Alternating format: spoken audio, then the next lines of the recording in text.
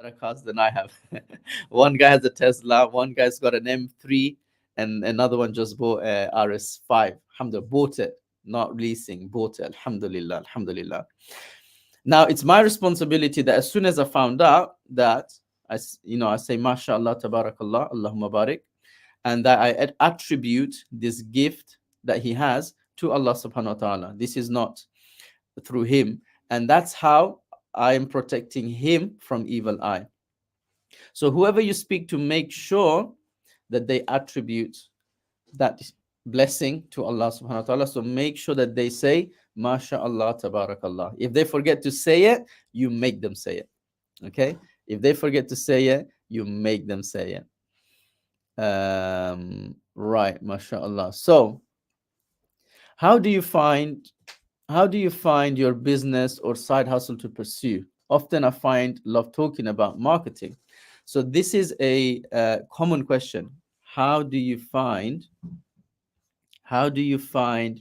a side hustle? And one of my mentors once gave me a really good example, a really good analogy. He said, if I asked you, Tanim, what is your favorite drink out of these 50 drinks on this table?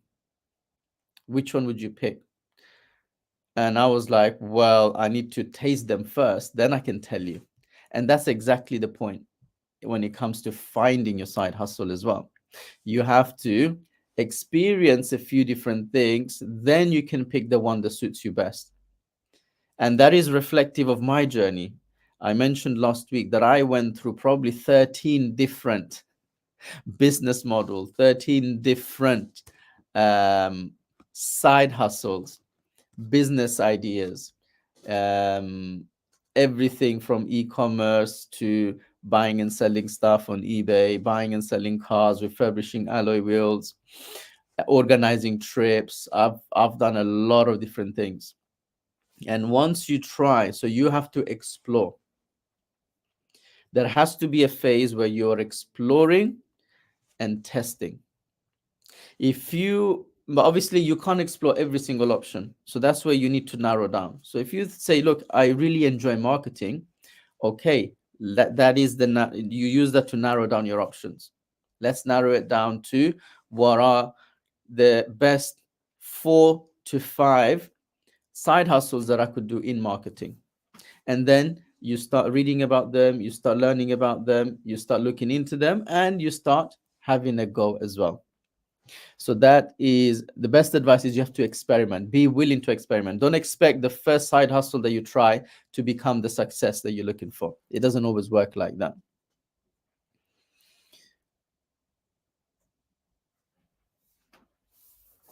Okay, mashallah. You look pretty young. How did you do 13 businesses in such a short period? How much time? So I'm actually 33 years old. Let me see if you can see my white hair. I've got some white strands here. I'm not that young. And I started hustling at school, my friends. I was hustling in school. That is a sign of a true entrepreneur.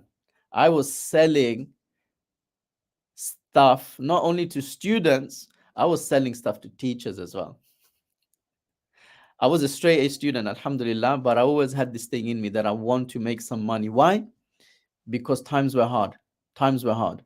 Both my parents were healthcare workers, minimum wage.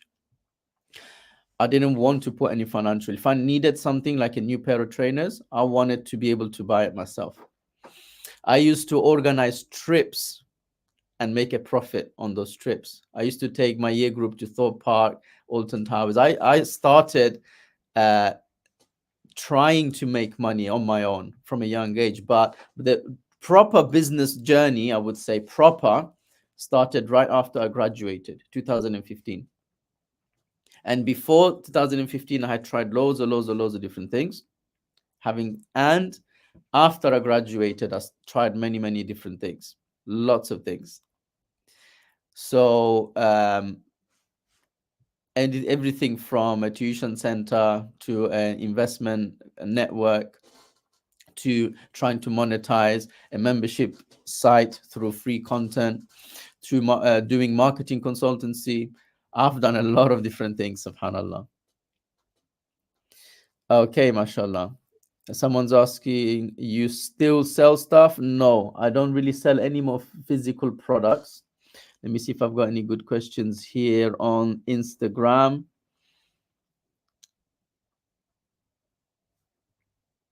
MashaAllah. Sent a request.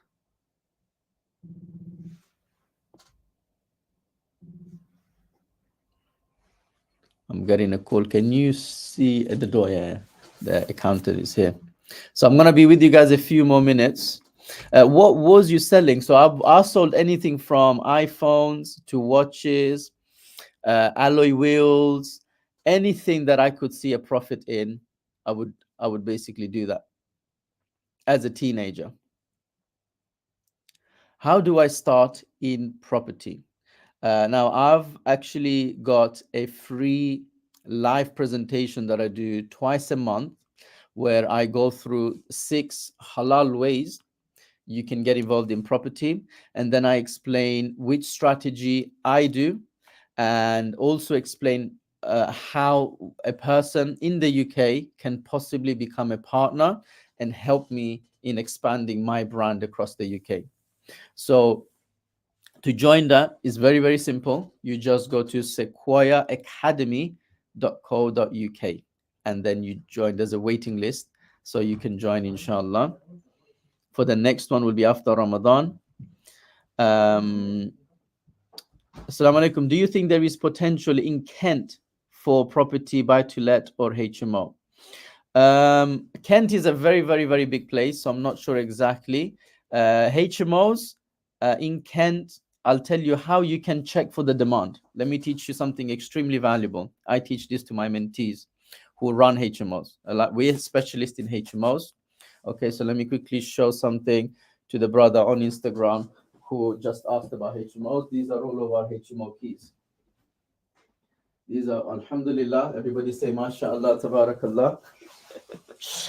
These are all of our HMO keys. So the way you test, but those of you who are thinking, what the hell is a HMO? It's basically a house share. Give me 2 minutes, yeah? My accountant is here, so I need to go, yeah? A HMO is basically a house share where you basically renting out the rooms individually. The way you check for demand is you go to spareroom.co.uk, you put in the postcode or the area that you're interested in, and then you search for how many rooms there are in that area. And you'll be able to see maybe there's 200 rooms. Then you do the same search, but you'll search for how many flatmates are looking for a room in this area. And then you'll be able to see the number of people looking for a room in that area. So let's say the area has 200 rooms and there are 200 people looking for a room. That's okay-ish. The areas I operate in, I want the number of people to be triple, meaning at least triple the actual available rooms on the market. So if an area had 200 rooms available, I want to see at least 600 people looking for a room. And there are places like this. Even in other cities like Birmingham, Manchester, Leicester, there is an undersupply of rooms currently. Now, you also have to ask yourself, who's going to live in a room in Kent? Maybe you need to be near a hospital where there is going to be demand from doctors and nurses who are coming in, getting a new job at this hospital. They don't want to spend all of their salary on a 1-bed flat or a 2-bed house. They'll happily live in a house share with other like-minded people. So that is the best way to check for demand, inshallah. And by the way, we do, okay, mashallah. So in Canterbury, Rochester, and Ashford, do what I mentioned. Go to spareroom.co.uk and you'll be able to test specifically how much demand there is in there. Okay, I think we will have to wrap up now. Someone is asking me, where are you from, bro? I am originally not Malaysian, not Filipino, not Indonesian, and not Yemeni. I am Bangladeshi originally. I was born in Italy, and I've been living in London for the last 20 years, Alhamdulillah.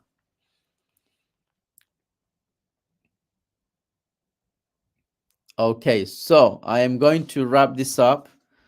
Alhamdulillah, brothers joining from Morocco as well on YouTube. MashaAllah. Barakallah fikum.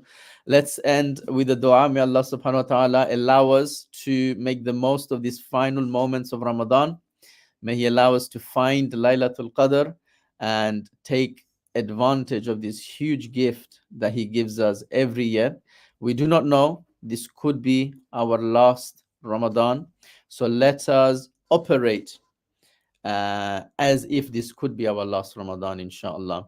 I will see you guys next Sunday morning, 11 a.m., inshallah. بارك الله فيكم سبحانك اللهم وبحمدك أشهد أن لا إله إلا أنت أستغفرك وأتوب إليك السلام عليكم ورحمة الله وبركاته